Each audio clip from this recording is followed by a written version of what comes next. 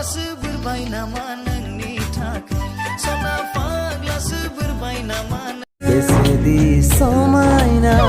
बेसेदि रमायना जों सानैनि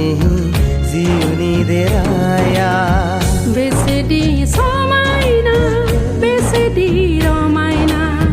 जों सानैनि अननायनि मन्दिरा